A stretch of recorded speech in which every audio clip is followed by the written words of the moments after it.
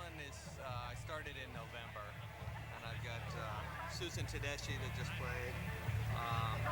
Tommy Shannon just signed it. Robert Jr. Lockwood, Buddy Guy, Sun Seals, Matt Guitar Murphy. Just trying to He collect doesn't them all. play at all either. He just Oh no, gets not out at of all. the cast. So just get them done. And got Taj Mahal in Bloomington. Oh, cool. When was he last there? week. Was it last Just week? last Yeah. week. Was he at Yeah. the Bluebird? Yes. Yeah. I he called was at down the there. We were Bluebird. trying to do an interview. Uh-huh. I called down there and asked him when he was going to be there, and they go, "Who's that?" They didn't know who it was, really? They didn't even know he was coming. No, he did a great job. It was packed in there. Why are you doing? What's your drive to get guitars? What's my drive? I just love the blues, and a lot of the second generation blues guys are starting to be, Pine Top Perkins, R.L. Burnside, or, in their last days of doing this. So go see the show, get a great show, see somebody that we may never see again, and have something that I can put up in my living room, and it's a great conversation piece. So, what is your name? Brian Hedrick. And where do you live, Brian? I'm here in Indy.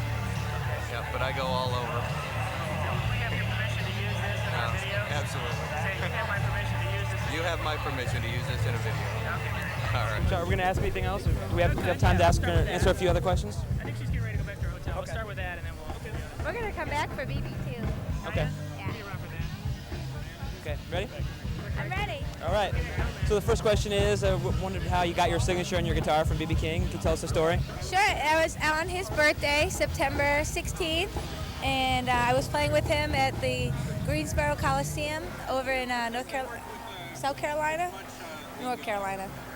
One of those Carolinas. Oh my gosh, I always get them confused. Okay, let's cut that part. Yeah, we'll cut Okay, that. good. Play with BB. Is it But I something? was playing with him at the Greensboro, North Carolina gig on his birthday, and it was with Delbert McClinton and Dr. John and myself. So I did a little bit of touring with him in September. That was fun, huh? Dates. Oh, it was great. What's he like? He's amazing. There's not many people on the earth like B.B. King. He's spiritual. He's exciting. He's incredibly sweet and modest and so talented. He's got so much soul, and he's got so much to offer. He's just a great guy, and it's great because he gets to sit around and tell us stories. As a band, he'll sit down and he'll tell us. We were showing him like an import record that we had where he had this plaid jacket on. He was like, "Oh, I remember that jacket," and then he sat down and he told us the whole story about the jacket. He's wonderful, and he's just beautiful. Cool. What's a good story to ask him? Talk to him about? Ask him about when his bus got axed. Got axed. Yeah, from Promoter. Okay. Promoter. Wow. Buddy Guy was telling me that one. I haven't even asked him that yet. I want to know about it, but Buddy was telling me. Anything else? Anybody? I think if you got time, like a couple about we're sort of contrasting people coming out like B.B. King, and then people like yourself that have sort of made it to a good success level.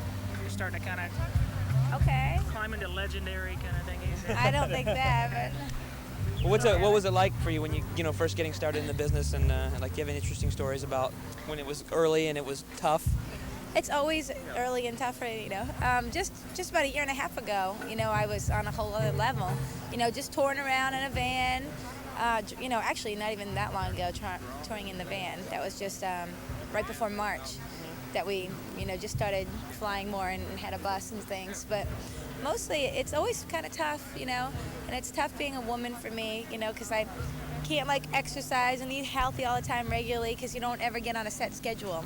You're just out there on the road. You live like a gypsy out of all your luggage, and you carry it everywhere you go, and stuff happens, like yesterday when the guy dropped my amp off the plane, and broke it, and so I didn't have an amp today, and I had to use their backline gear, and stuff like that happens. And so that's actually the good stuff. Years ago, just about, not this past January, but the year before, my van got stolen in Memphis.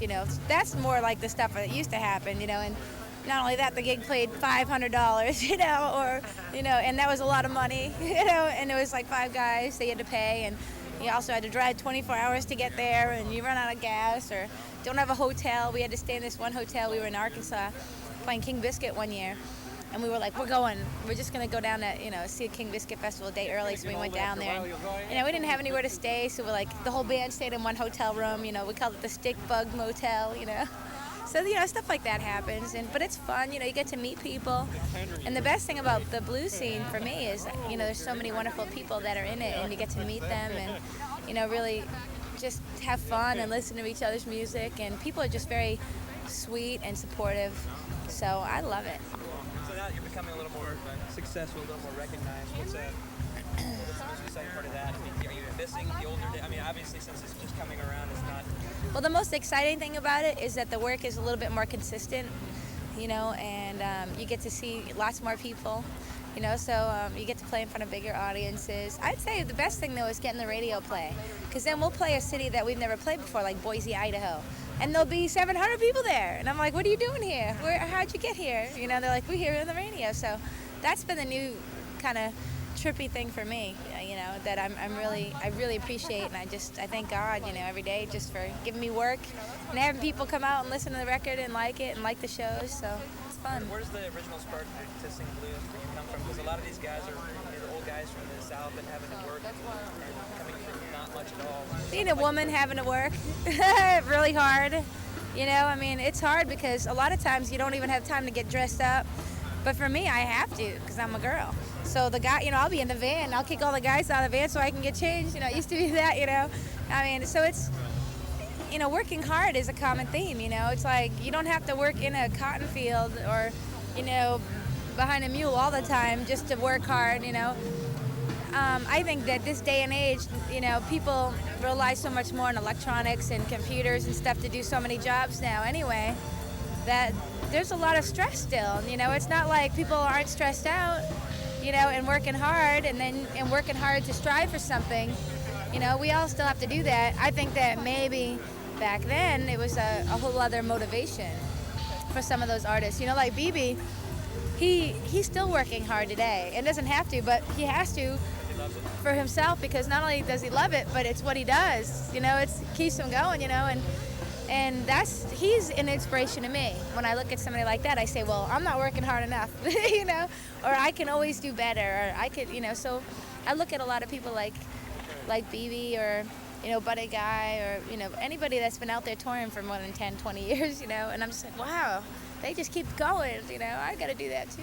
Okay, the question is, so it seems like everyone, whether it's like blues music or anything you hear on the radio today, everyone kind of sings the blues in some way or another. Why do you all music, more or less, modern music that is, descends from blues and gospel music? Or is it... I think a lot of music does definitely descend from it. I'd say gospel, blues, are two of my fundamentals for everything. If you're rock or jazz even, they both go in different directions, but they're all influenced by similar ideas, whether it's T-Bone Walker or Charlie Patton, or whether it's, Guitar Slim or, Gatemouth Brown or Buddy Guy or Stevie Ray Vaughan or Albert King. I mean, these people are so different, Otis Rush and Freddie King or Mighty, I don't know. There's so many people, it's hard to name them all, but the thing is they all are very different, yet similar theme, like a similar thing, that's hard to really describe what it is, so. What are your goals for your career? Just keep playing music and hopefully have, my goals, I don't know, I have to change them because I have already achieved like everything I really wanted to achieve this year.